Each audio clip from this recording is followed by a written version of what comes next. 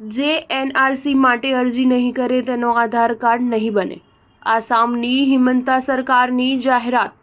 આસામમાં એનઆરસીને લઈને આસામ સરકારે મોટો નિર્ણય લીધો છે। રાજ્ય સરકારે સ્પષ્ટતા કરી છે કે એનઆરસી માટે અરજી કરવી ફરજિયાત છે અને જેમણે એનઆરસી માટે અરજી કરી નથી તેમને આધાર કાર્ડ આપવામાં નહીં આવે। રાજ્યની હિમંતા બિસ્વા શર્મા સરકારે કહ્યું કે જો અરજદાર અથવા તેના પરિવારે એનઆરસી માટે અરજી નહીં કરી હોય તો યુનિક આઈડેન્ટિટી કાર્ડ મેળવવા માટેની તમામ અરજીઓ ફગાવી દેવામાં આવશે। મુખ્યમંત્રીએ કહ્યું કે બાંગ્લાદેશના લોકો ઘૂસણખોરીનો પ્રયાસ કરી રહ્યા છે ત્યારે કેબિનેટની બેઠકમાં આ નિર્ણય લેવામાં આવ્યો છે। મુખ્યમંત્રી શર્માએ કહ્યું, આસામ પોલીસ, ત્રિપુરા પોલીસ અને બીએસએફે છેલ્લા 2 મહિનામાં ઘૂસણખોરીના ઘણા પ્રયાસોને નિષ્ફળ બનાવ્યા છે। એટલા માટે બાંગ્લાદેશમાંથી ઘૂસણખોરી આપણા માટે ચિંતાનો વિષય છે।